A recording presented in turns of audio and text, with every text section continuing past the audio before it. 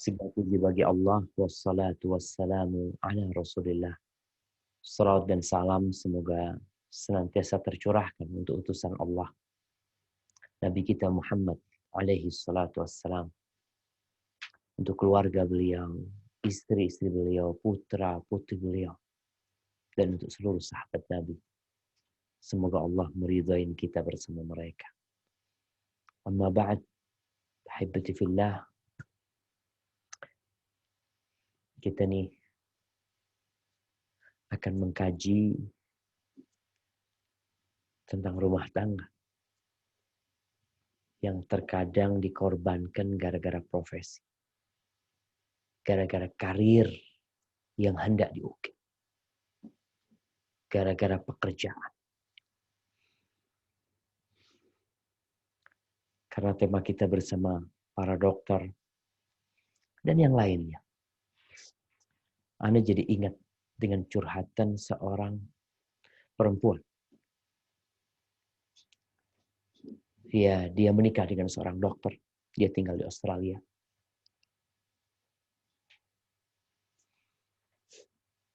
Orang-orang yang pernah berobat ke suami dia, itu selalu memuji suami. Sebagai dokter yang baik, dokter yang teladan, yang santun. Bahkan selalu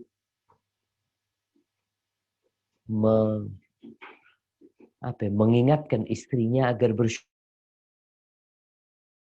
yang baik hati. Sepertinya ada di antara mereka yang belum menikah berharap menjadi istri dokter tersebut. Atau yang sudah menikah ingin anaknya mendapatkan suami seperti dokter itu. Adapun sang istri, dia berharap menjadi pasien itu dokter. Karena dia merasakan apa yang tidak dirasakan oleh para pasien. Ada apa sebenarnya? Sejatinya seorang yang berprofesi sebagai dokter, ini kita bicara oknum tentunya. Nggak semua dokter kayak gitu. Banyak dokter-dokter yang Masya Allah bersama pasiennya baik, bersama keluarganya juga baik. Seorang yang berprofesi sebagai dokter, dia telah belajar banyak bagaimana mengobati pasien. Bagaimana menjaga privasi pasien. Menumbuhkan optimisme di diri mereka. Dokter memiliki kode etik. Sehingga dia berkomunikasi baik dengan pasien, dengan keluarga pasien, dengan teman sejawat. Makanya dia dipandang sebagai dokter yang teladan oleh kawan-kawan sejawat dia. Namun sayangnya tidak sedikit yang gagal membangun komunikasi yang baik dengan pasangan hidupnya.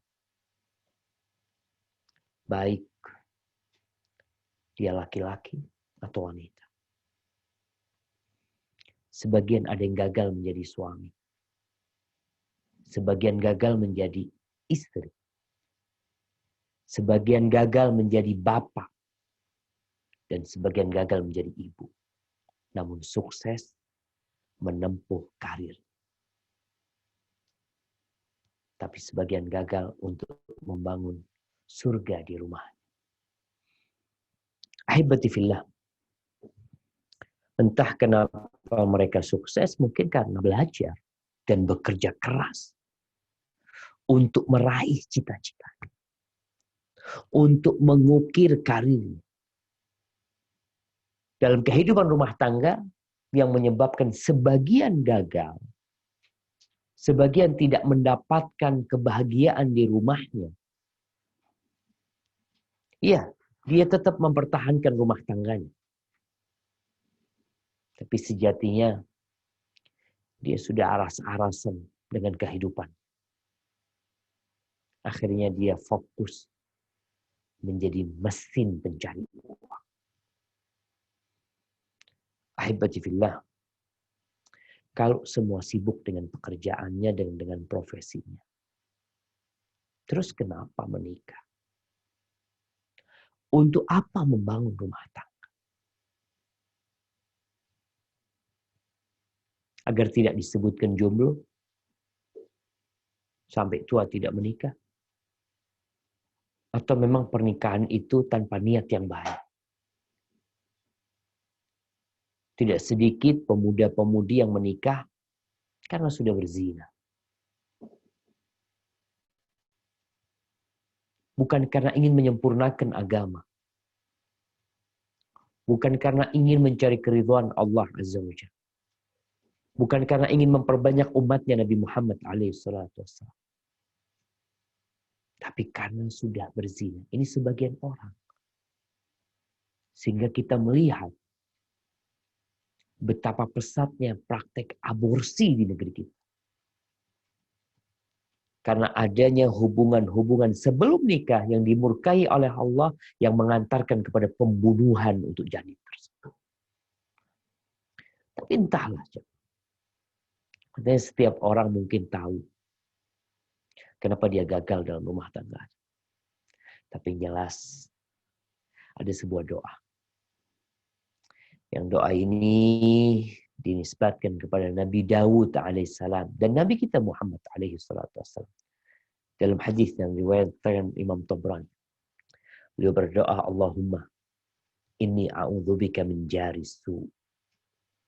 Ya Allah, aku berlindung kepadamu dari tetangga yang buruk.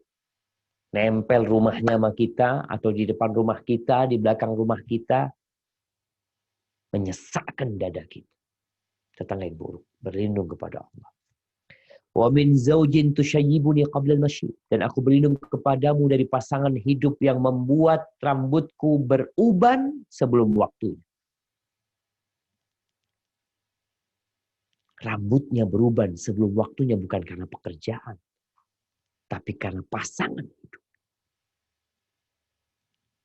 Wa min waladin yakunu alayya rabban. Dan aku berlindung kepadamu dari anak yang menjadi penguasa atas orang tua. Wa min malin yakunu alayya adaban. Dan aku berlindung kepadamu dari harta yang menjadi adab. Orang ini bekerja, berusaha, mengumpulkan harta, meniti karir. Tapi ternyata jadi adab buat dia. Bukan kebahagiaan yang didapat di rumah. Tapi rumah tangga yang hancur. Tidur pun tak nyaman. Yang ada dalam benaknya harta dan harta. Wa min khalilin makirin ainahu tarani wa qalbuhu yar.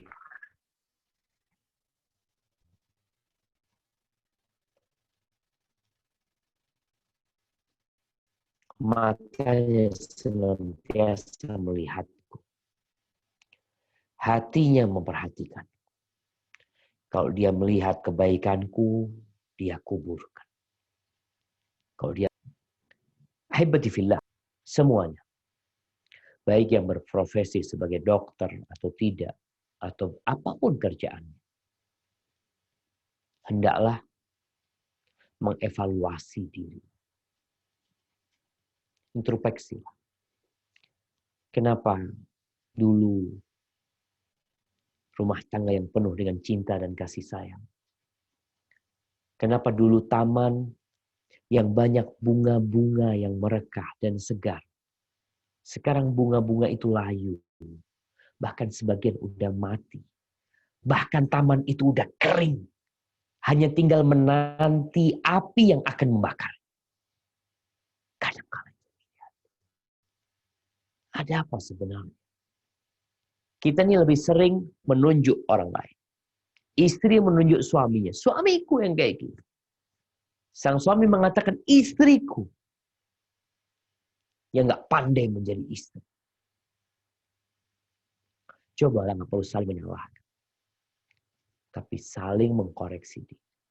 Allah Azza wa Jalla berfirman di surah Al-Mutaffifin ayat 1 sampai 3.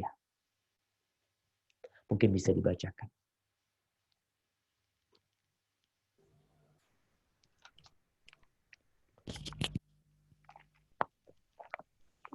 A'udzu billahi minasy syaithanir rajim. Bismillahirrahmanirrahim. Wailul lil mutaffifin alladzina izaqtalu 'alan nasi yastawfun wa idza kaluhum aw wazanuhum yukhsirun.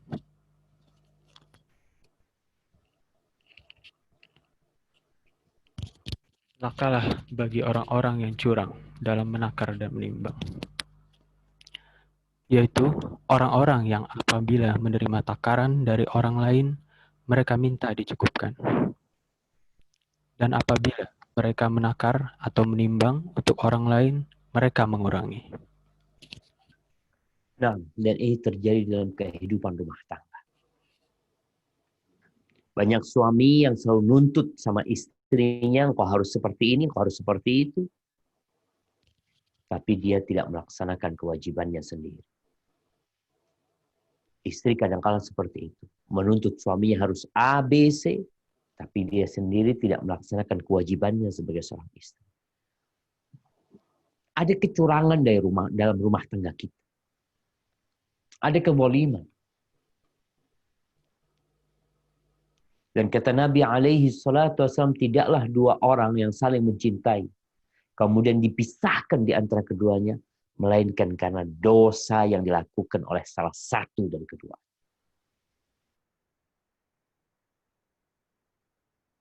Kiranya kalau belajar untuk menjadi dokter itu bertahun-tahun, menjadi spesialis lagi, tambah lagi. Artinya dia punya ilmu untuk profesi dia. Tapi untuk menjadi seorang suami atau menjadi seorang istri, kadang-kadang nggak pernah belajar. Nggak pernah sekolah. Sehingga terkadang ada suami istri yang sama-sama bekerja. Mungkin sama-sama dokter. Mungkin sama-sama jadi dosen. Atau apa saja kerja. Dua-duanya sibuk dengan pekerjaan. Dua-duanya menjadi mesin mencari uang. Sampai ke rumah, mereka lupa dengan tugas sebagai seorang suami atau tugas sebagai seorang istri. Gimana nih kita punya rumah jadi surga? Alhamdulillah. Orang yang terbaik itu bukan orang yang paling baik sama pasien. Bukan yang paling baik sama karyawannya. Bukan yang paling baik sama bosnya, sama atasannya, sama kawan-kawannya. Kata Nabi alaihi salatu wassalam, khairukum khairuki ahli. Orang yang terbaik di antara kalian adalah yang paling baik sama istri-istri, sama keluarganya.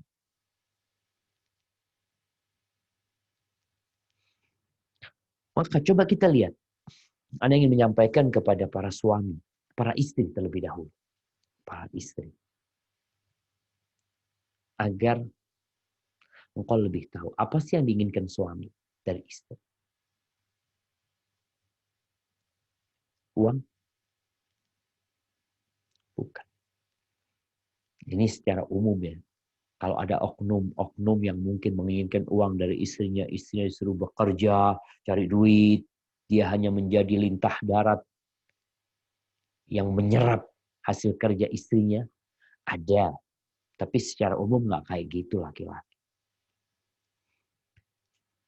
Yang pertama, yang diinginkan oleh suami itu penghormatan dari istri.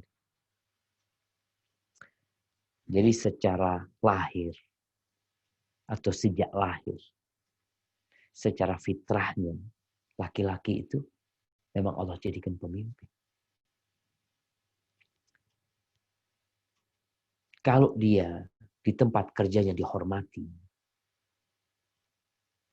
maka seharusnya di rumah lebih dihormati. Kalau dia tidak mendapatkan penghormatan di rumah, maka dia nggak betah di rumah. Sebuah ayat yang insya Allah banyak yang hafal kaum laki-laki ya. Ar-rijalu qawwamuna 'alan nisa. Laki-laki itu adalah pemimpin, pengayom, pelindung buat para wanita. Kenapa? Bima faddalallahu ba'dahum 'ala ba'd. Karena Allah memberikan kemuliaan bagi kaum laki-laki. Kehormatan. Wa bima anfaqu min amwalin. Dan karena laki-laki punya kewajiban memberikan nafkah. Ingat, yang wajib mencari nafkah itu suami. Dari sinilah suami mendapatkan penghormatan. Ahibati fillah. Rasulullah Sallallahu Alaihi Wasallam beliau menjelaskan tentang kedudukan suami. Yang mungkin sebagian aktivis gender merasa kok kayaknya didolimin perempuan. Enggak. Perempuan dihormati. Apakah seorang yang menjadi anak buah di perusahaan itu dihinakan? Tidak. Atasan butuh sama anak buahnya. Anak buah butuh sama atasannya. Saling membutuhkan sebenarnya. Tapi memang semua harus tahu dengan posisinya. Kau sebagai apa? Oh, manajer. Tapi ada bawahanmu. Bawahanmu punya bawahan lagi. Sehingga setiap orang harus tahu. Yang anak buah hormati atasannya. Yang atasan sayangi bawahannya. Nabi SAW mengatakan, "Lau kuntu amiran ahadan an yasjuda li ghairillah." Andai kata aku boleh memerintahkan seseorang untuk sujud kepada selain Allah Jalla Jalaluh, la amartul mar'ata an tasjuda li zawjiha. Niscaya aku perintahkan seorang istri untuk sujud kepada suami. Bayang. Walladzi nafsu Muhammadin biyadihi. Demi yang jiwa Muhammad berada di tangan. La tu'addil mar'atu sallallahu ala nabiyina wasallam. Seorang wanita tidak akan memenuhi hak suaminya. Seorang perempuan tidak akan memenuhi hak Tuhannya sampai dia memenuhi hak suaminya. Walau sa'alaha nafsaha wa hiya ala qatabin lam tamna'u. Andai kata seorang suami menginginkan istri, ini hadis riwayat Ibnu Majah. Sang suami ingin menggauli istrinya. Sedangkan istrinya di atas kendaraan.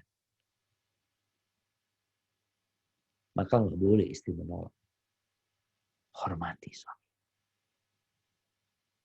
Semua perintah orang tua memerintahkan. Kalau suaminya menginginkan dia, maaf ayah. Di tempat kerjamu, mereka menginginkanmu. Tapi suami menginginkan dirimu. Afwan, ana hari ini nggak bisa masuk. Potong gaji, nggak apa-apa potong gaji. Yang penting dapat menghormati suami. Itu yang diinginkan suami. Nabi SAW, urusan ranjang ini ya. Ini urusan ranjang, urusan penting sekali sebenarnya. Dalam hal penghormatan kepada suami. Kenapa? Karena tujuan pernikahan salah satunya adalah melampiaskan syahwat. Bagaimana seorang suami yang capek di tempat kerjanya, yang banyak godaan di sana, sampai rumah istrinya nggak ada.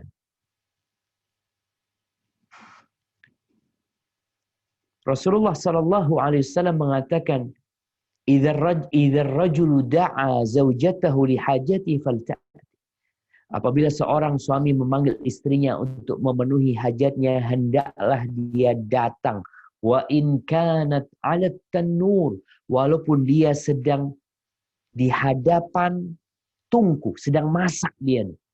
Orang dulu masak ya, nggak kayak sekarang. Sekarang masak pakai gas tinggal dimatikan. Dulu itu pakai tungku. Menghidupin kompornya itu lama. Pakai kayu. Itu pun kata Nabi SAW, hendaklah dia datang.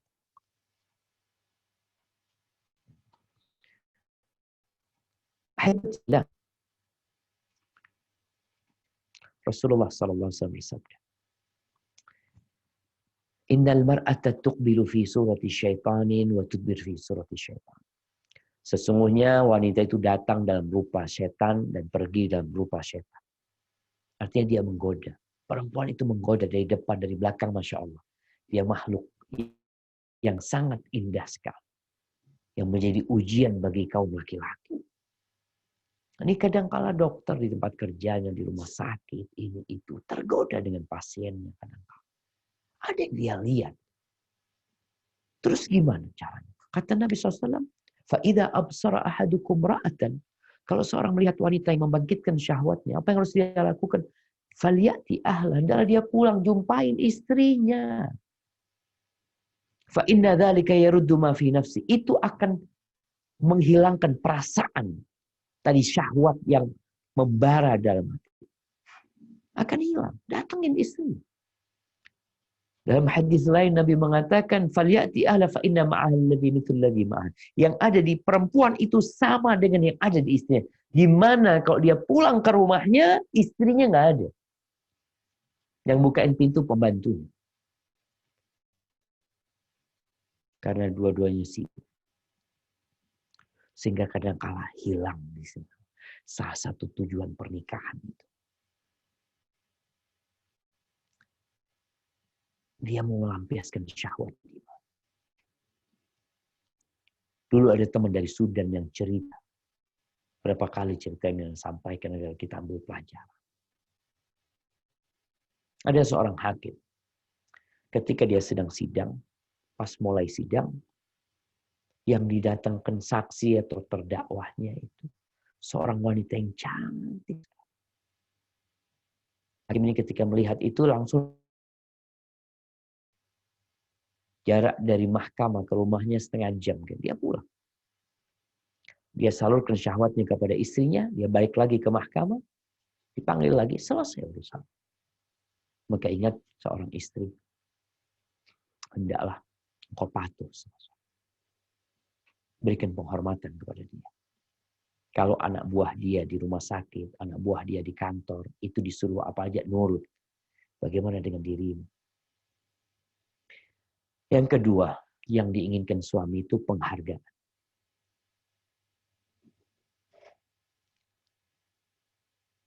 Rasul SAW ketika menceritakan penghuni neraka, beliau mengatakan kebanyakan penghuni neraka itu wanita. Kenapa? Yakfurna. Mereka kufur. Ayakfurna billah. Apakah mereka kufur kepada Allah? Enggak. Yakfurnal ashir wa yakfurnal ihsan.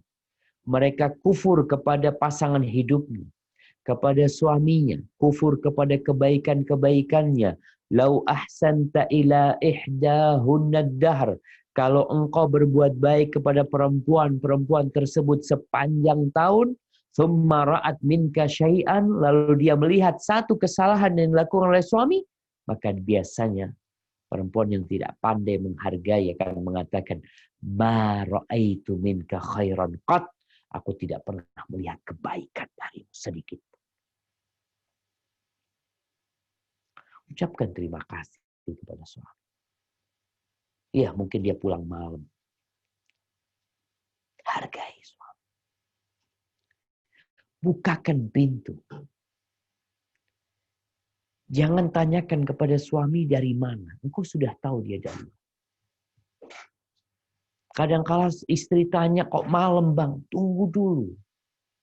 Hargai suamimu pulang kerja. Bukakan pintu. Tanyakan kepada suami. Mau apa bang? Yang panas? Yang hangat? Yang dingin? Sebagai bentuk penghargaanmu kepada suami. Pijetin suami. Itu bentuk penghargaan. Sampaikan kepada suami, Allah, abang capek banget bang. Mohon maaf kita sudah ngerepotin abang. Sebagai suami. Subhanallah. Rasulullah SAW mengatakan, La yahillu lil mar'ati an tasum wa zawjuha hadir illa bi'idni. Tidak halal bagi seorang wanita untuk puasa sunnah. Sedangkan suaminya itu ada di rumah tanpa izin suami. Ini mau puasa buat Allah Azza wa Jalla. Dia mau berpuasa untuk Sang Pencipta. Dia mau beribadah. Tapi tetap dia perlu menghargai suaminya. Izin sama suami. Kalau urusan ibadah perlu izin, apalagi urusan pekerjaan dunia.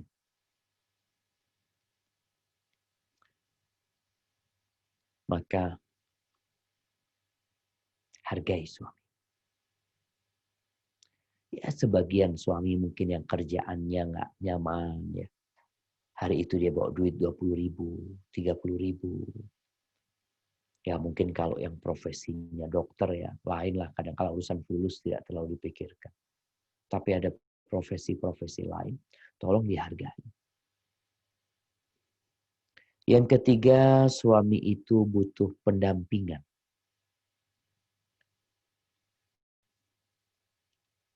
Iya. Kadangkala suami pulang kerja, istri tidak menyambutnya, istri sibuk dengan handphonenya, istri sibuk sama anak-anaknya. Dampingi suami. Dampingi dia ketika makan. Dampingi dia ketika mandi. Dampingi dia ketika hendak tidur. Ketika hendak istirahat. Rasulullah Shallallahu Alaihi Wasallam, subhanallah, bagaimana beliau menumbuhkan cinta dan kasih sayang di rumahnya. Beliau makan itu dibarengin sama Aisyah. Mandi pun kayak gitu. Sebaliknya suami juga dampingi istrinya. Ada kisah seorang suami yang lagi lapar, udah dibikin makanan sama istrinya, ditaruh di meja makan, lalu ditinggal sama istrinya. Istrinya mau nonton televisi. Dulu diceritanya. Dipanggillah sang istri sama suami. Fulana, Fulana, kata dia. Ada apa? Dia mengatakan, saya ini bukan kucing. Dikasih makan terus ditinggal. Ini yang kadang-kadang dilupakan. Apalagi kok kondisinya suami istri sama-sama bekerja. Sang suami kadang-kala sampai rumah mau makan. Yang menyediakan pembantu. Makanya kadang dia berpikir apa anak Hasan nikah sama pembantu ya. Jadi kejadian. Ada seorang yang istrinya sibuk bekerja di luar, sang suami ini kalau pulang jarang ketemu istrinya. Dia punya pembantu di rumah. Akhirnya dia nikahin pembantu. Karena dia merasa, kok anak semuanya pembantu. Berangkat kerja nyiapin sarapan pembantu.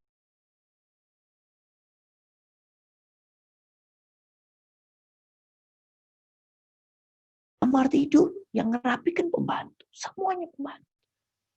Istri datang kerja, capek tidur, berangkat pagi kerja lagi. Nanti pulang sore. Maka tolong diperhatikan. Dia butuh pendampingan. Yang keempat, suami itu butuh atraksi dari istri. Butuh hal-hal yang menarik perhatian.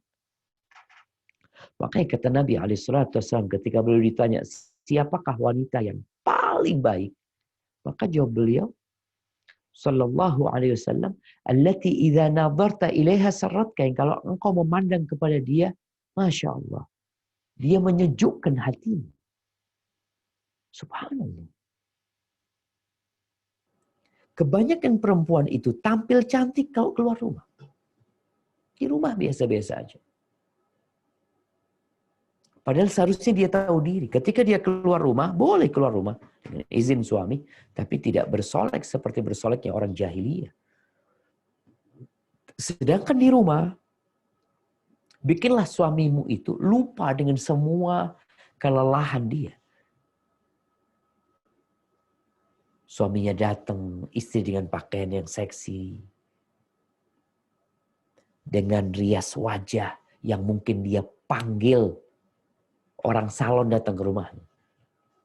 Sekarang perempuan itu bersolek sampai ke salon kapan? Kalau menghadiri pernikahan. Ada acara. Baru dia panggil salon. Sekarang ganti, rubah. Dia belajar bersolek.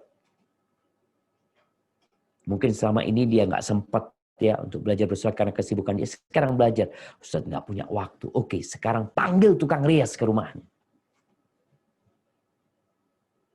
Sehingga dia menunjukkan dia benar-benar menghargai suaminya. Dia memberikan apa yang diinginkan oleh suaminya. Dia berhias untuk suaminya.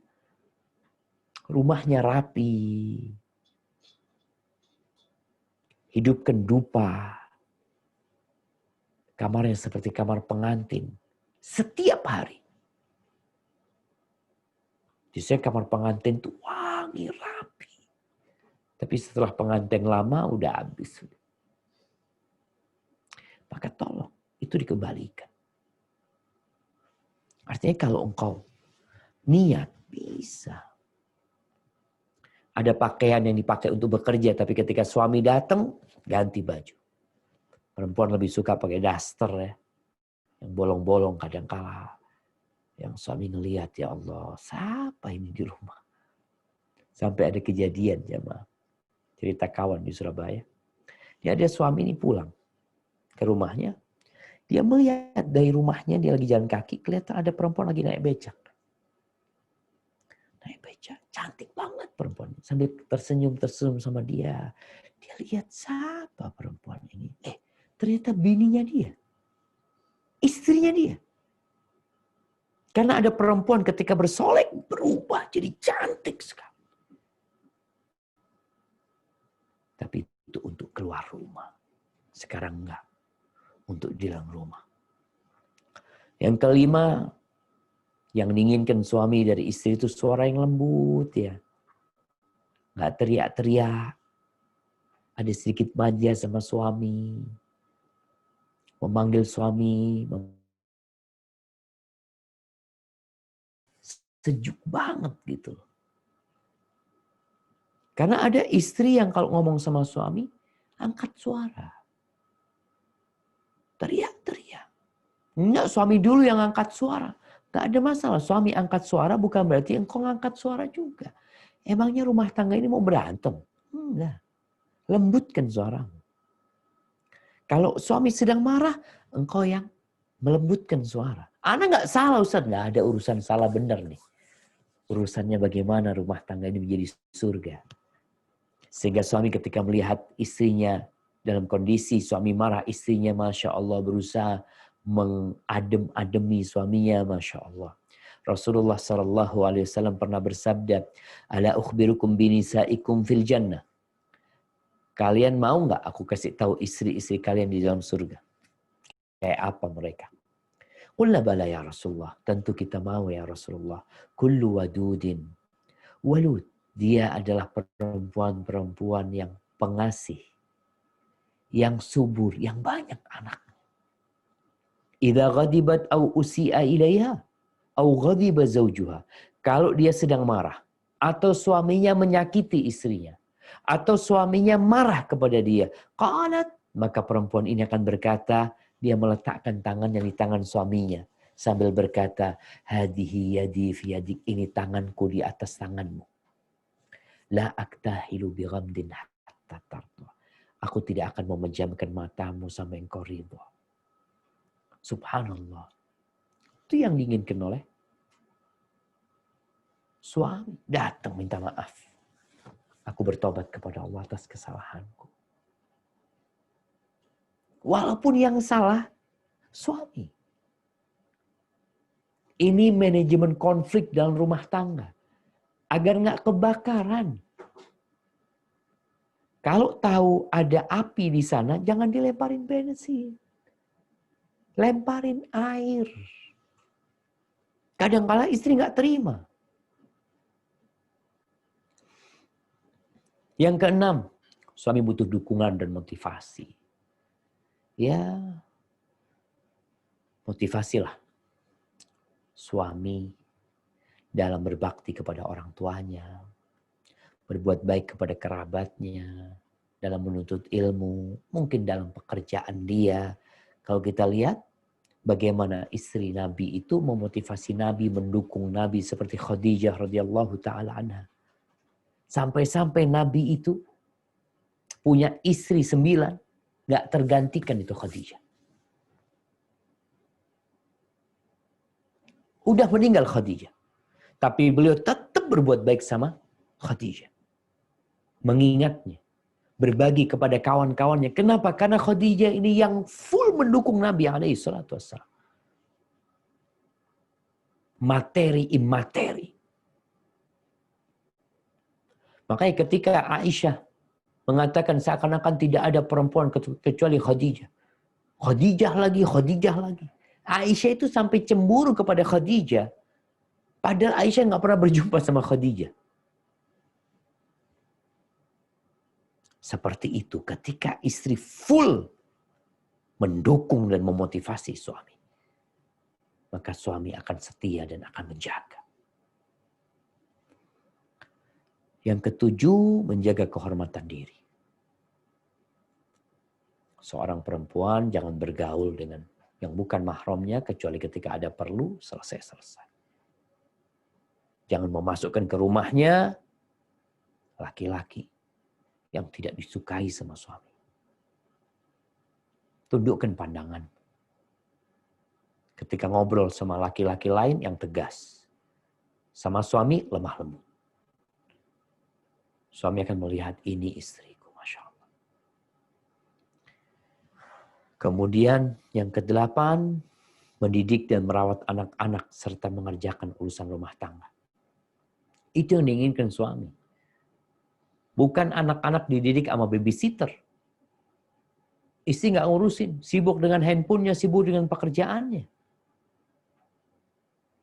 Dia ingin memiliki anak-anak yang berjiwa pejuang. Makanya Rasul SAW mengatakan khairu nisa'in rakibnal ibil. Salihu nisa'i Quraisy. Sebaik-baiknya wanita penunggang unta adalah wanita yang baik dari kalangan Quraisy. Ahnahu ala walad fi sigharihi. Yang penuh kasih sayang terhadap anak ketika anak itu kecil. Dan sangat menjaga apa yang dimiliki oleh suami.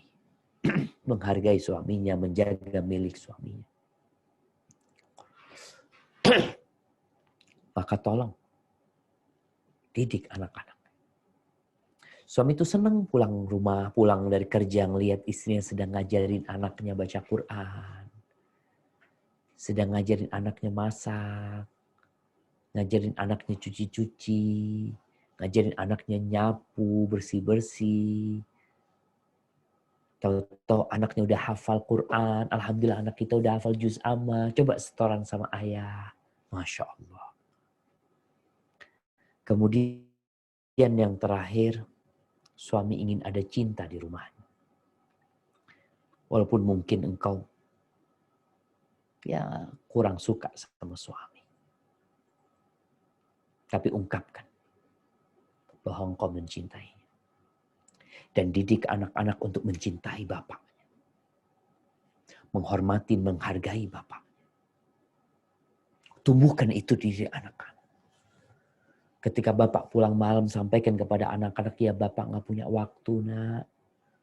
Tapi semua itu bapak lakukan untuk kalian. Ini perlu ditanamkan di diri anak. Sehingga sang bapak itu ketika pulang, diharapkan kehadirannya sama anak-anak. Anak-anak datang, kirim anak-anak tuh. Sana-sana bapak udah datang ya. Suruh sambut bapaknya. Sang ibu melihat dari jauh sambil main mata sama suaminya. Dan katakan kepada dia, nggak ada laki-laki yang dalam pikiranku, dalam dadaku kecuali engkau. Dan tumbuhkan rasa butuh sama suami. Karena kadang-kadang kalau suami istri saling kerja, si istri masa nggak butuh sama suaminya. Aku bisa hidup sendiri. Tanpa suami aku cukup, bahkan mungkin gajinya lebih banyak dari suami. Ketika perasaan itu ada, berarti rumah tangga mulai retak ini udah nih. Yang suami mungkin berpikir banyak perempuan lain yang suka sama dia, yang istri merasa aku nggak butuh sama suami juga. Taib, adapun yang diinginkan oleh istri dari suami, ini para suami dengerin. Istri itu butuh cinta dan kasih sayang. Butuh cinta dan kasih sayang. Ya, karena perempuan itu lebih mendahulukan perasaan daripada akal. Kalau tadi di suami kita bicara penghormatan, penghargaan ya karena itu yang dia inginkan. Kadang-kala perasaan dia tidak terlalu dia pikirkan, tapi dia perlu cinta. Tapi perempuan dia butuh kasih sayang. Dia perlu belayat. Bagaimana Rasulullah SAW cintanya kepada Aisyah.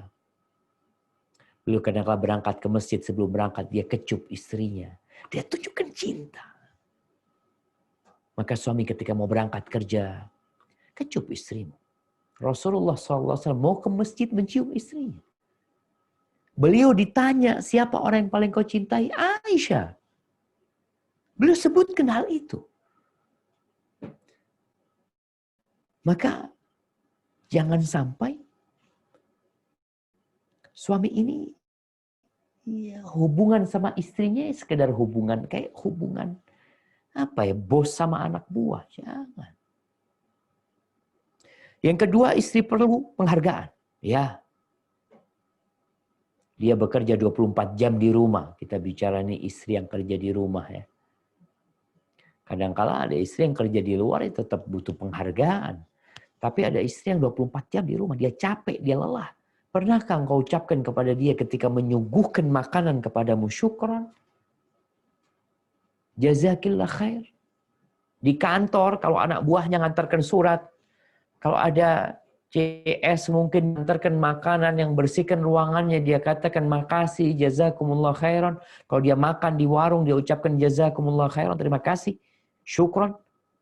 Tapi kadang-kadang istrinya nggak pernah dapat kalimat syukran. Yang ada celaan. Makanannya kurang ini, kurang itu. Dibikinin kopi. Kadang-kala merasa kopinya dingin. Ya perlu. Perempuan itu kalau di rumah menjadi segala sesuatu dia. Dia menjadi babysitter. Menjadi koki. Makanya jamaah, perempuan itu diciptakan dari tulang rusuk. Bukan diciptakan dari baja. Kalau perempuan itu diciptakan dari baja, sudah leleh dia. Dengan tugas-tugas dan pekerjaan. Bagaimana dia hamil. Masih melayani suami. Hamil, punya anak juga. Kerjaan rumah dia harus selesaikan, dia harus menyambut suaminya. Dia harus mendengarkan keluhan suaminya. Maka ingat, dia diciptakan dari tulang rusuk yang bengkok. Iya, dia bengkok. Dia tidak diciptakan dari tulang kepala. Tidak diciptakan dari tulang tangan. Tidak diciptakan dari tulang kaki agar kau sadar. Dia diciptakan dari tulang rusuk. Yang ada di sampingmu selalu. Yang tanganmu seharusnya melindungi dia. Bukan menyakiti dia. Maka hargai dia. Ketika dia hamil lahir anakmu. Apa yang kau berikan kepada dia? Sebagian gak punya uang. Tapi hargai dia dengan bikin piagam. Ucapan terima kasih buat istri. Nah, penghargaan. Suami kadang-kadang dapat penghargaan di tempat kerjanya. Istri kasih penghargaan. Belikan dia bunga, mawar, yang kasih tulisan, yang ada cinta dan sayang di sana. Tulis surat. Sebelum berangkat kerja, taruh di bawah bantal. Sehingga ketika istrinya bersih-bersih bantal, dia temukan surat cinta suaminya. Masya Allah. Tapi kalau yang bersihin kamar pembantu yang dapat surat cinta nanti. La yashkurullah man la yashkurun nas. Tidak berterima kasih kepada Allah yang tidak berterima kasih kepada manusia. Ucapkan terima kasih. Pujilah dia. Puji. Yang ketiga, istri perlu perhatian dan pendampingan juga. Perhatikan dia. Jangan berpikir, aku capek. Dia juga capek bekerja. Dia lelah. Rasulullah SAW Ngobrol sama istrinya. Malam hari sebelum tidur, beliau ngobrol dulu sama istrinya. Yang keempat, sebelum yang ketiga, perhatian ini jamaah ya. Anda ingat dengan 2 istri jenderal. Ketika haji, di Mina dia cerita. Syafiq kata dia, tolong sampaikan kepada para suami. Kita tuh kalau secara materi udah dicukupin. Dikasih fulus terus sama suami. Cuma yang kita butuhkan itu bukan hanya uang. Kita perlu perhatian. Iya. Perempuan itu bukan boneka. Dia perlu perhatian. Yang keempat, perempuan itu ingin didengarkan isi hatinya. Laki-laki di tempat kerja ngobrol sama banyak orang ya. Sampai rumah, istrinya sibuk di rumah dari pagi sampai sore kadang-kadang. Ini kalau sama-sama, kalau yang satu kerja, yang satu di rumah. Tapi kalau sama-sama kerja, pulang ke rumah itu siapa yang mau mendengar curhatan satu sama lain yang ada tidur kecapean. Yang ada marah-marah kadang-kadang. Maka sang suami dalam memperhatikan. Duduk sama istrinya. Pegang tangan istrinya sebelum tidur umpamanya. Mungkin istri mau cerita ini itu. Nabi SAW itu mendengarkan ceritanya Aisyah. Cerita panjang Aisyah itu jemaah. Ada hadis Ummi Zara. Nabi dengerin cerita. Padahal Nabi ini dapat wahyu dari Allah. Insya Allah dengan ceritanya Aisyah beliau tahu. Tapi beliau dengerin. Ada suami-suami kalau istrinya lagi cerita, oh aku udah tahu itu ya cerita yang itu kan, oh aku udah baca. Subhanallah. Jadilah pendengar yang baik. Sebagaimana ketika dokter ini mendengarkan pasiennya cerita, dia dengerin. Kenapa istrinya tidak? Yang kelima, istri itu ingin disertakan dalam kesenangan suami. Ya. Rasulullah SAW itu tahu. Jadi ketika suami lagi gembira, ya berbagi kegembiraan sama istri gitu. Jangan sampai berbagi masalah sama istri, tapi kegembiraan nggak pernah berbagi. Kalau lagi makan enak, mungkin sang suami lewat warung, apa ini itu. Masya Allah. Kau lihat. Mungkin ada sesuatu yang istrimu suka, belikan. Katakan kepada istri, Allah aku tadi ingat sama engkau. Maka aku mampir di warung. Nabi SAW subhanallah pernah diundang oleh seorang sahabat untuk makan enak nih. Nabi tanya, Aisyah diajak enggak? Oh enggak, cuma engkau ya Rasulullah.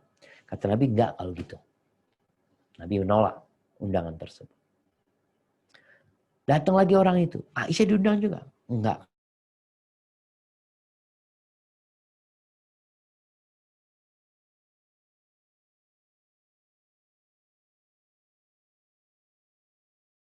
Yang keenam, yang inginkan oleh istri itu suasana santai dan menyenangkan di rumah. Istri menciptakan baiti jannati, rumahku surgaku. Ketika engkau sudah sampai ke rumah itu, jadilah engkau suami. Ada suami-suami yang Masya Allah, di luar dia bos, di rumah juga jadi bos. Di luar dia komandan, dia jenderal, dia kapten mungkin pangkatnya, atau sudah jenderal. Masuk rumah, engkau jadilah suami. Jadilah bapak buat anak-anak. Titel, gelar, jabatan tinggalkan. Kau masuk rumah tinggal di sana. Santai suasananya. Nabi SAW santai sama Aisyah. Ngobrol, cerita, ketawa-ketawa. Itu terjadi di rumah Nabi SAW. Sampai rumah bapak main petak umpet sama anaknya.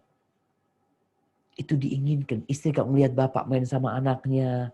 Main kuda-kudaan ya. Subhanallah. Seneng banget tuh istri.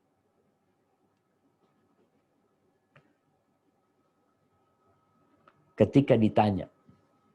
Aisyah radhiyallahu ta'ala anha. Nabi itu di rumah ngapain sih? Ngapain Nabi kalau udah masuk rumah? Beliau kan jenderal. Beliau panglima perang. Tapi kok di rumah ngapain Nabi SAW? Apa kata Aisyah radhiyallahu taala anha? Ma yaf'alu ahadukum fi mihnati ahli. Yang dilakukan Nabi seperti yang dilakukan salah seorang kalian di rumah jika membantu istrinya. Yakhsifu na'lahu. Jahit sandalnya sendiri, bajunya robek beliau jahit. Kadangkala timbanya rusak beliau perbaiki. Sallallahu alaihi wasallam. Itu Nabi alaihi salatu wasallam seperti itu ketika di rumah. Bukan teriak-teriak manggil istrinya, "Tahan! Sini! Fulana, sini!" Istrinya, "Siap!" Enggak, dia istrimu. Dia bukan pembantu, dia bukan pekerja. Dia istrimu, pendamping hidupmu. Ibu anak-anak. Dia teman tidurmu. Maka tolong suasana santai itu tadi dengan ketika seorang dokter umpamanya, dia letakkan sudah semuanya. Di rumahnya, dia menjadi istri, menjadi suami, dan menjadi bapak yang baik buat anak-anaknya. Rasul SAW mengatakan, "Kullu syai'in laisa min dzikrillah azza wa jalla fahuwa laghwun wa lahwun aw sahwun." Semua hal yang tidak mengandung zikrullah, mengingat Allah, itu adalah melengahkan, melalaikan, melupakan, kecuali 4 hal. Yang salah satunya adalah mula'abatuhu ahlahu. Seorang suami bermain-main sama keluarganya. Nabi itu lomba lari sama Aisyah. Kejar-kejaran sama Aisyah. Radhiyallahu ta'ala anha wa sallallahu ala nabiyina wa sallam. Nih, Zaid bin Thabit, muridnya Anas bin Malik. Yang Anas ini adalah pelayannya Nabi SAW. Kana Zaid bin Thabit min afkahin nas fi ahli. Zaid bin Thabit, afwan ini. Nah.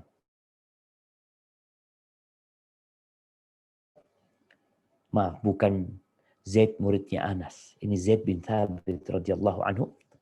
Ini ceritanya budaknya Thabit bin Ubaid mengatakan, "Kana Zaid bin Thabit min afkahin nas fi ahlihi." Dia itu adalah orang yang paling suka bercengkrama ketika di rumah bersama keluarganya. Wa azmatihi 'indal qaum. Tapi kalau sudah ketemu sama kaum, dia jadi lelaki, gentle dia. Tunjukkan hal itu. Jangan di luar ketawa-ketawa, asyik sama kawan-kawannya, di rumah jadi macan. Bukan tempatnya jadi macan di rumah. Ahibati fillah. Yang ketujuh, yang diinginkan istri dari seorang suami, kedekatan dengan anak-anak. Tolonglah bapak itu. Ya, anaknya diajak ke masjid, sholat di masjid. Anaknya diajak beli sesuatu, makan sama anaknya, naik motor sama anaknya, bermain sama anak-anaknya, ngajarin anaknya, dengerin tuh hafalan Quran anaknya, doa-doa yang dihafal sama anaknya. Nabi SAW tuh dekat banget sama anaknya. Dekat, bahkan sama cucunya beliau dekat. Kadang-kala ada bapak yang sibuk cari duit. Sekali lagi cuma jadi mesin pencari uang. Tugas terbesar seorang ayah itu adalah menyelamatkan istri dan anak-anaknya dari api neraka.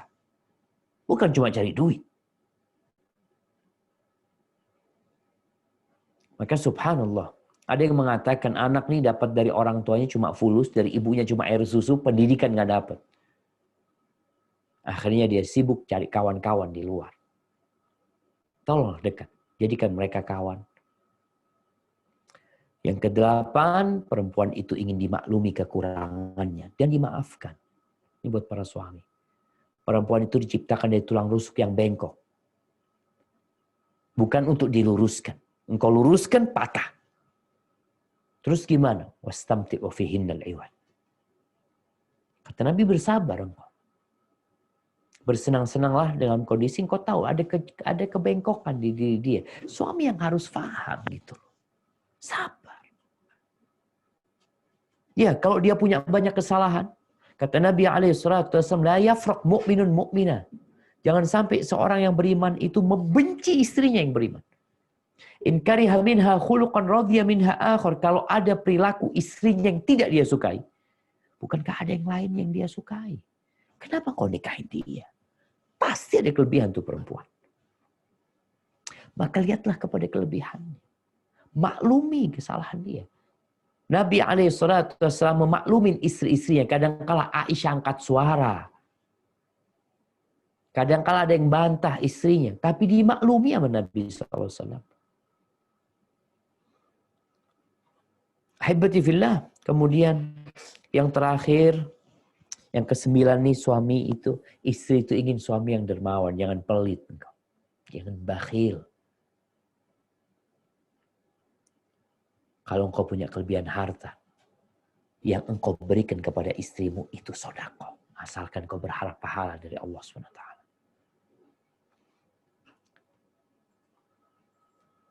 Jadi sifat bakhil ini jemaah termasuk akhlak yang buruk.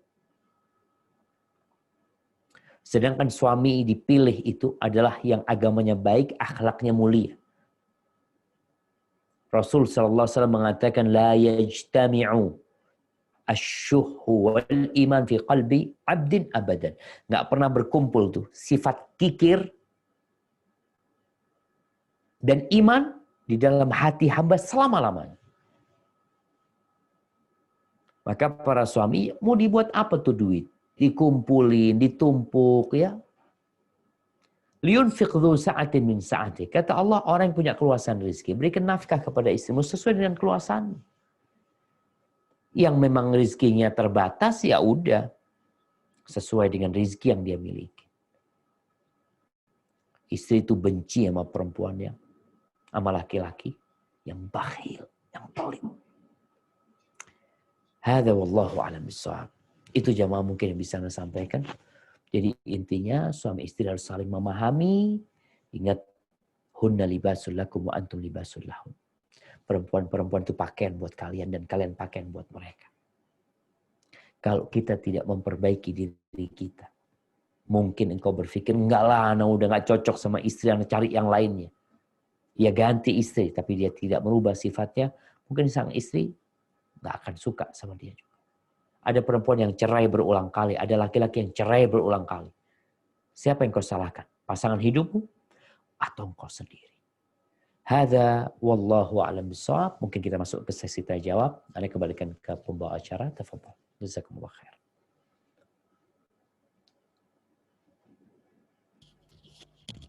Oke, kalau khair Ustaz. Ya, sekarang kita mari memasuki sesi tanya jawab. Pertama saya persilahkan untuk yang open mic. Untuk Akhi Khair. Assalamualaikum Akhi Khair.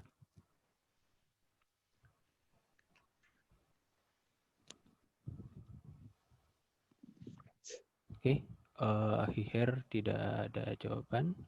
Kita ke Mulan. Assalamualaikum Ustaz. Waalaikumsalam warahmatullahi wabarakatuh. Ahlan wa sahlan. Nah, tafadhali. Ustaz, ini Ana mau nanya, qadarullah Ana dan suami pisah 2 bulan, dikarenakan tiba-tiba suami berubah karena ada yang alhamdulillah Ana sudah hijrah duluan dan beliau masih proses Ana bimbing, tapi ya karena ada ujian ini sebenarnya ada hikmah. Masya Allah luar biasa, Ana jadi fokus untuk konsisten, istiqomah, mengerjakan sholat-sholat sunnah. Alhamdulillah, Ana pikir Allah mau seperti ini karena Ana harus dekat lagi sama Allah, introspeksi diri. Pertanyaannya gini Ustadz, suami Ana belum menjatuhkan talak 3 sama Ana. Gimana? Kenapa? Suami Ana belum menjatuhkan talak 3 sama Ana. Siap. Cuman terakhir beliau bilang mau pisah gitu aja. Gimana? Tapi masih komunikasi sampai sekarang. Afwan, apa yang dikatakan suami? Afwan, suaranya barusan. Pisah gitu Ustaz. Tapi lewat WA aja Ustaz. Dia ngomong pisah. Suami. Iya? Sudah minta pisah, tapi masih komunikasi lewat chatting, Ustadz. Dia minta pisah. Artinya suami belum menjatuhkan talak 3, belum? Belum, cuman lewat chatting aja, Ustadz. Apa yang dia katakan di chatting itu? Minta pisah gitu aja, Ustadz. Karena dia mau dengan perempuan itu tidak mau poligami. Artinya suami harus mengorbankan anaknya sebagai istri beliau. Seperti itu. Pertanyaan Ustadz, selain sabar, apakah Ana boleh masih berharap mendoakan suami agar Allah balikkan hatinya? Siapa tahu beliau bukakan pikirannya untuk kembali lagi ke mau Ustadz. Masya Allah. Jazakallah. Barakallahu fiik. Nah, jamaah. Yang pertama, kita bisa lihat ya hikmah dari musibah yang menimpa ukhti yang bertanya baru saja, di mana dia semakin dekat sama Allah ya. Waktunya semakin bermanfaat untuk beribadah kepada Allah SWT. Kalau pertanyaannya, bolehkah seorang istri tadi tetap berharap suaminya balik lagi? Boleh, nggak ada masalah. Dengan harapan suami dapat hidayah. Apalagi kalau dilihat perempuan yang disukai sama suami itu, dia sepertinya bukan perempuan baik-baik. Kenapa? Ketika dia mau sama suami, asalkan suami menceraikan istrinya. Ini yang disebut pelakor. Tapi kalau sang suami mau nikah lagi, mau poligami, jangan sampai engkau melakukan kezaliman kepada istrimu. Karena tuntutan istri kedua atau calon istri kedua, dia baru mau kalau engkau menceraikan istrimu. Itu perempuan nggak baik. Dan mungkin ya nggak lama engkau akan merasakan kesengsaraan hidup dengan perempuan yang seperti itu. Maka untuk yang bertanya nggak ada masalah ketika mau berdoa, memohon kepada Allah. Yang pertama mintalah kepada Allah agar suami dikasih hidayah. Apalagi dikatakan dia belum hijrah, belum benar secara agamanya. Maka doa, semoga Allah memberikan hidayah kepada dia dan semoga itu perempuan dikasih hidayah juga sama Allah SWT sehingga suami balik lagi insya Allah. Kemudian jamaah, Allah mengatakan wa asa an takrahu syai'an wa huwa khairul lakum. Bisa jadi yang kalian benci itu baik buat kalian. Dan bisa jadi yang kalian sukai itu buruk buat kalian. Jadi kita nggak tahu sebenarnya mana yang baik buat kita. Kejadian ini yang jelas baik buat perempuan ini yang bertanya. Bagaimana dia semakin dekat sama Allah SWT. Yang dulu mungkin nggak pernah sholat sunnah, sekarang jadi sholat sunnah. Subhanallah. Satu tasbih. Kalimat tasbih subhanallah wa bihamdi. Di lembaran seorang yang beriman itu lebih baik daripada kerajaannya Nabi Sulaiman. Gimana engkau sekarang bisa sunnah? Di situ ada tasbih, di situ ada takbir, di situ ada tahmid. Dan siapkan hatimu untuk ridho dengan apa yang Allah takdirkan. Hadza wallahu a'lam bissawab.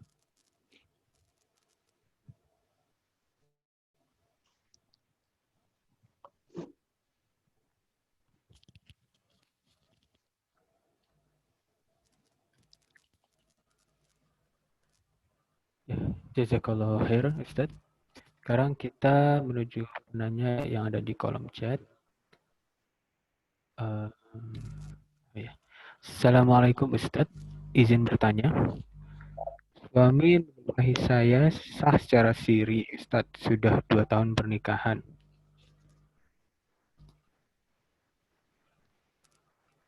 Gimana dok pertanyaannya? Bentar. Ya. Suami menikahi saya sah secara siri, Ustaz. Sudah 2 tahun pernikahan.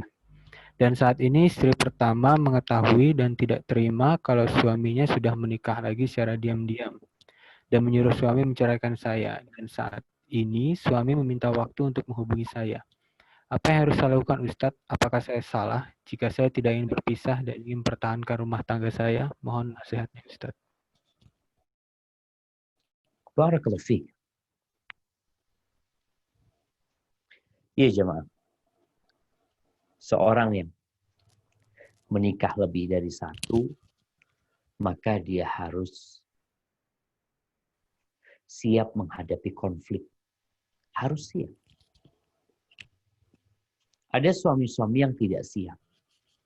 Makanya dia nikah siri. Secara hukum agama boleh-boleh aja. Tapi ketika ketahuan, mulai badai itu datang. Maka tugas suami adalah bagaimana bersabar menghadapi istri yang pertama tanpa menceraikan istri kedua. Cuma kadangkala ketika istri pertama ya secara agama kurang, secara keimanan juga masih kurang kadangkala. Yang ada dia gugat cerai, dia mengatakan kepada suaminya, pilih aku atau dia. Padahal kita tahu bukan alasan yang syar'i sebenarnya ketika seorang perempuan menggugat cerai suaminya gara-gara nikah lagi. Tapi kalau suaminya melakukan kezaliman, maka di situ ada hak dari seorang istri untuk menggugat suami.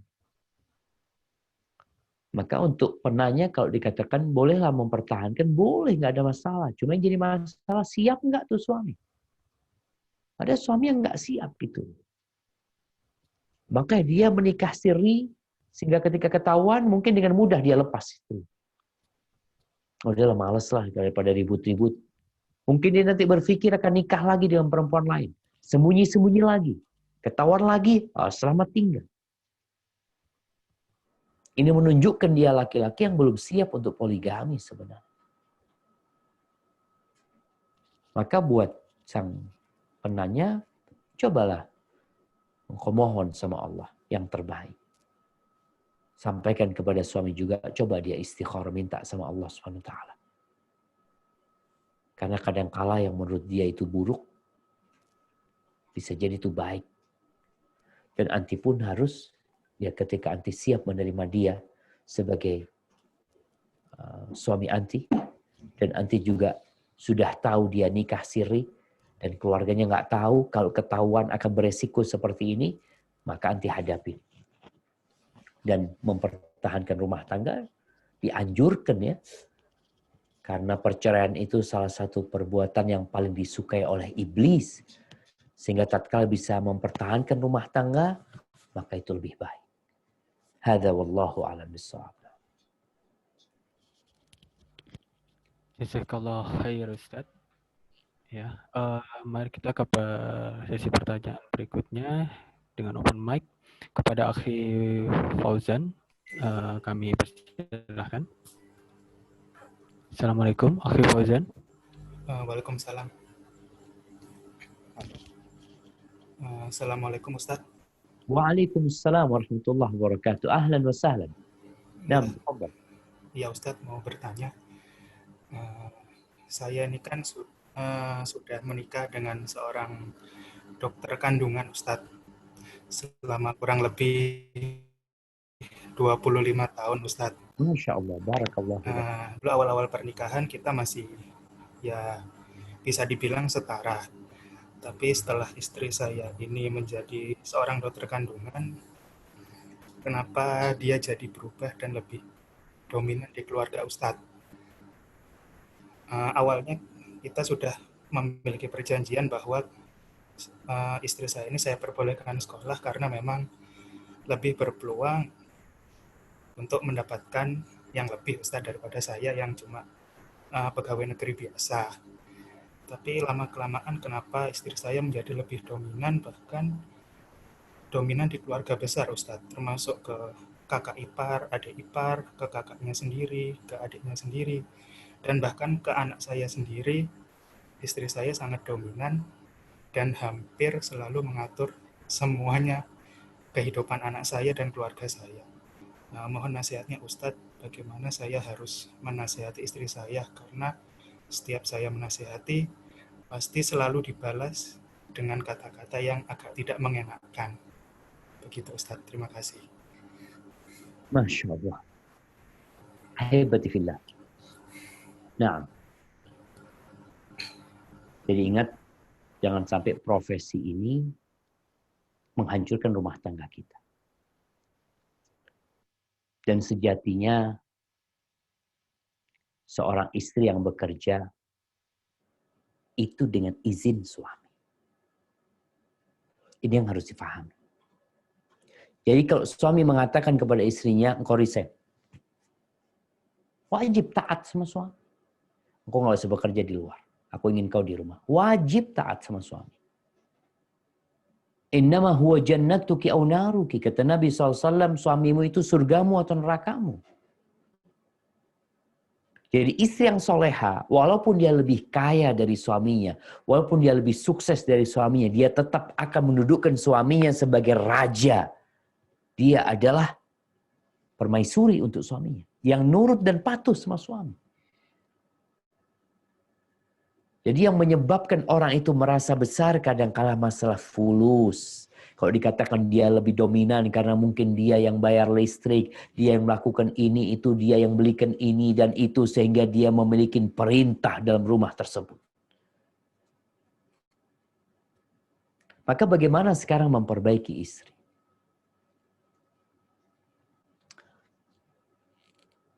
Jamaah, kadang-kala tadi Anda sampaikan di awal, ada seorang itu yang sama pasiennya baik banget. Tapi sama keluarganya nggak ada kebaikan itu. Kebaikan dia dalam rangka mencari duit. Kalau sama keluarga, ngabisin duit keluarga menurut dia. Maka ajaklah sekali-kali istri untuk ziarah kubur. Ya. Untuk mengingat hakikat kehidupan ini. Mendatangi orang-orang yang susah.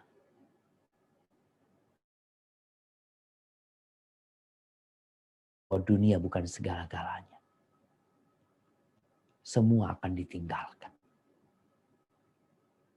Setelah ditumbuhkan keimanannya, mungkin di sini seorang suami introspeksi diri juga. Ngomong sama istri.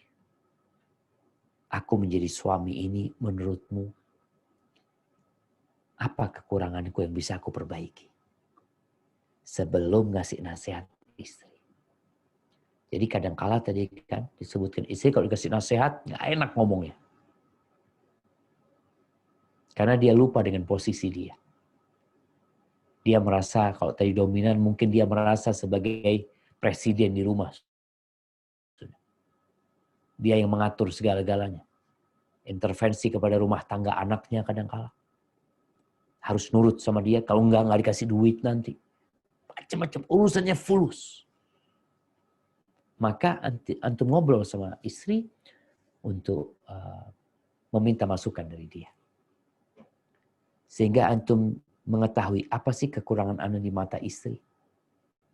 Setelah itu, antum berusaha untuk menyempurnakan kekurangan tersebut. Kalau memang ada kekurangan. Kemudian cari waktu yang tepat. Bukan ngasih nasihat istri. Tapi untuk beribadah kepada Allah SWT. Kalau bicara dominan dia di rumah itu, mungkin kalau disinggung masalah itu dia nggak terima. Tapi gimana sekarang diajak istri untuk sholat malam bareng. Ya. Tadi ziarah kubur.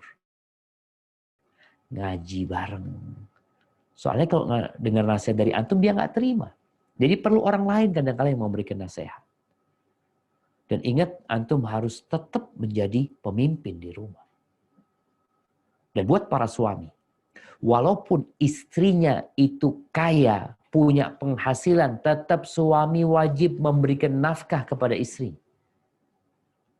Sesuai dengan kemampuan dia. Karena terkadang yang menyebabkan rumah tangga itu pincang ketika suami berhenti ngasih nafkah istri. Karena istrinya mampu.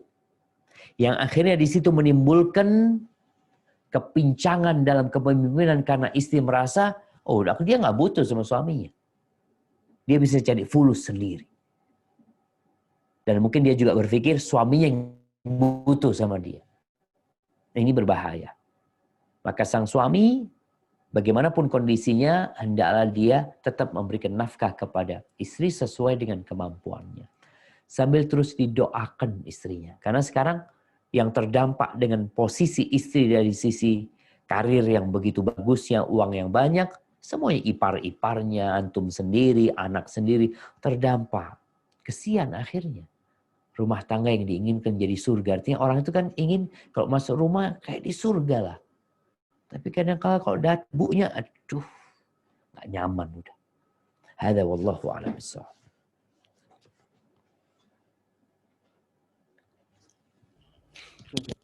Ustaz, ini masih untuk pertanyaan lagi, masih bisa Ustaz? Tafadhal. Baik Ustaz.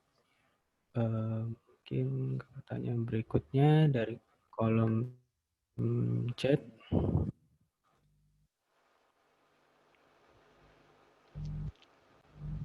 Mana dia? Afwan Ustaz.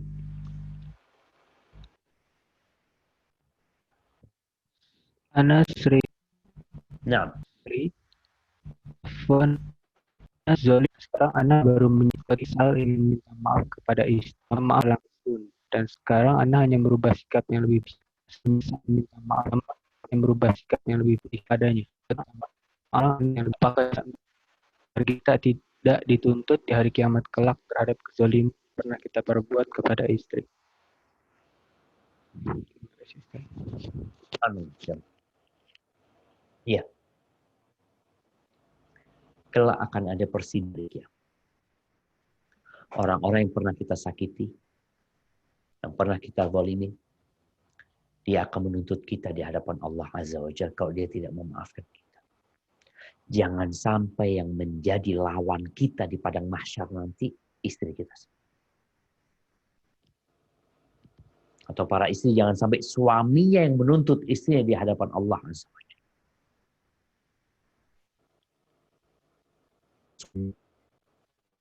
Tidak berbuat baik istrinya. Tidak melaksanakan kewajiban-kewajiban. Apakah cukup menyesal, meminta ampun kepada Allah dan bertekad untuk tidak bersyukur? Ya, kepada manusia melakukan kezaliman, apalagi sama istri. Kita tuh suruh berbuat baik kepada semua orang. Orang di luar rumah kita disuruh berbuat baik, sama binatang pun kita disuruh berbuat baik, apalagi sama istri. Sehingga kezaliman yang dilakukan kepada istri itu berbeda dengan kezaliman yang dilakukan kepada orang lain. Maka kalau dikatakan engkau malu untuk minta maaf, engkau merubah sikap. Yang pertama, alhamdulillah. Engkau merubah sikap itu sebagai bukti engkau bertobat kepada Allah SWT. Kau tidak akan ngulangin lagi, memperbaiki, tapi berkaitan dengan menyakiti hati istri, menzalimi istri, tetap perlu minta maaf.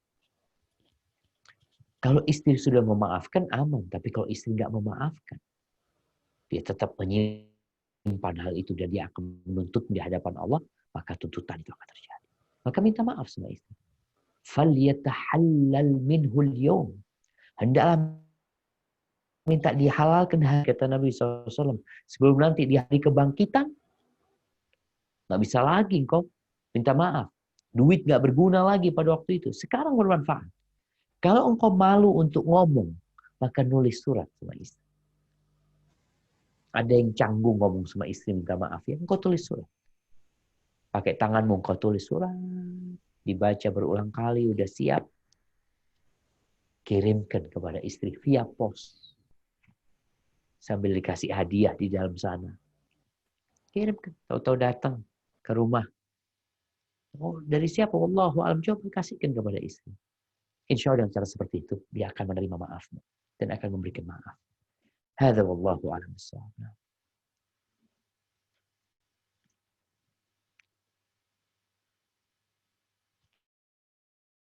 Jazakallahu khair Ustaz. Ustaz, mau ada pertanyaan lagi atau? Silakan, dua pertanyaan lagi dong. Oh, baik Ustaz. Jazakallahu khair. Kita ke pertanyaan open mic lagi.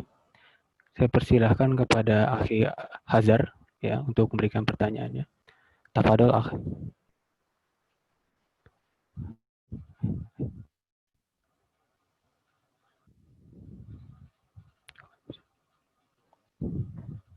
Assalamualaikum warahmatullahi wabarakatuh. Waalaikumsalam. Waalaikumsalam warahmatullahi wabarakatuh. Ahlan wa sahlan.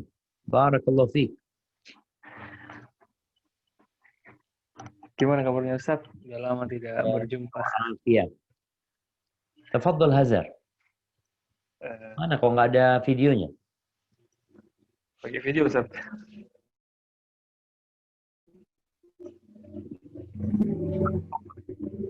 Ayyakumullah. Begini Ustaz, Ana mau bertanya nih Ustaz. Ana kan mempunyai usaha nih Ustaz, warung. Boleh nggak Ustaz seorang istri itu melayani pembeli Ustaz? Intinya membantu Ana Ustaz untuk melakukan penjualan. Kalau misalkan, tapi Ana dalam hati merasa nggak enak sih Ustaz, seorang istri itu membantu Ana untuk jualan seperti itu Ustaz. Kan pelanggan itu kan ada yang laki-laki Ustaz, seperti itu. Bagaimana aksinya seperti itu Ustaz? Terima kasih. Barakallahu. Nah, jamaah. Jadi kadang-kala ada istri yang mau beraktivitas ya, bantu suami ini itu. Kalau suami sudah mencukupi sebenarnya, maka lebih baik istri fokus dengan kewajiban dia. Suami yang bekerja cari nafkah, istri menjadi ratu di rumah. Dimuliakan sebenarnya. Tapi kalau istri mau bekerja tadi, mau membantu di warung, boleh nggak ada masalah. Tinggal dilihat dia mungkin suruh melayani yang bagian perempuan. Kalau ada pelanggan perempuan baru dia yang melayani. Tapi ketika laki-laki antum yang melayani. Atau dia di bagian yang ngitung fulus lah atau apa yang tidak berinteraksi dengan kaum laki-laki. Insya Allah nggak ada masalah yang seperti itu. Hadza wallahu a'lam bishawab. Nah.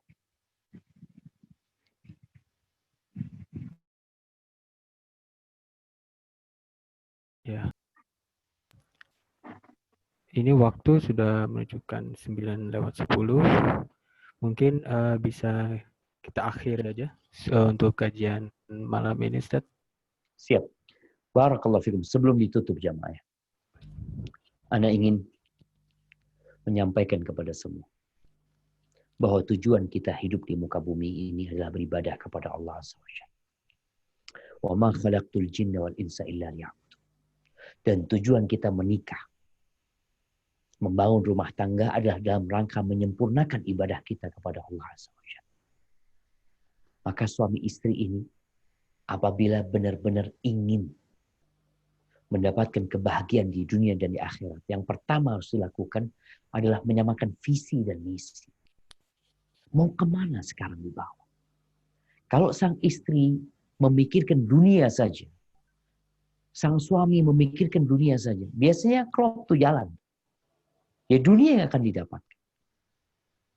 Tapi akhirat nggak dapat apa.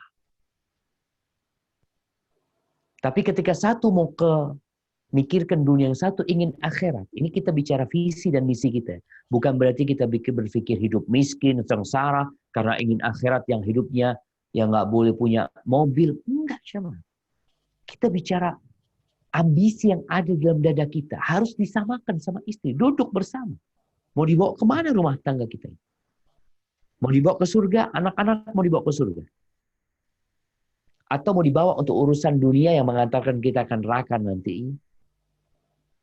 Maka tolong, kalau sudah ya berlalu waktu cukup lama dalam rumah tangga, kemudian kok nggak ada titik temu antara suami istri, perlu duduk. Menawarkan kita mau kemana. Rasulullah SAW pernah ke istri-istri. Ditanya mereka. In kuntunna turidna al-hayata dunya wa zinataha fata'alaina. Umatti'kunna wa usarrihkunna sarahan jamila. Kalau yang kalian inginkan kehidupan dunia, perhiasan dunia, kesini kalian. Aku kasih pesangon. Aku kasih harta. Tapi cukup sampai di sini. Nggak bisa melanjutkan perjalanan bersamaku lagi. Aku akan ceraikan kalian dengan perceraian yang baik. Wa in kuntuna turidna Allah wa rasulahu wa daral akhirah. Kalau yang kalian inginkan adalah Allah Rasulnya, kehidupan akhirat, fa innallaha adda lil muhsinati minkunna ajran azima. Allah sediakan pahala yang besar buat orang-orang yang berbuat baik di antara kalian. Jamaah rahimakumullah, ingat dunia ini akan berakhir. Berusaha untuk mengajak keluarganya, anak-anaknya menuju ke surga Allah Azza wa Jalla. Apabila yang Anda sampaikan benar itu dari Allah Azza wa Jalla, kalau ada yang salah itu dari diri Anda pribadi, Allah dan Rasulnya terbebaskan dari kesalahan itu. Hadza wallahu a'lam bishawab. Anda kembalikan ke pembawa acara. Jazakumullah khairan. Waalaikumsalam Ustaz. Alhamdulillahirrahmanirrahim. Masya Allah.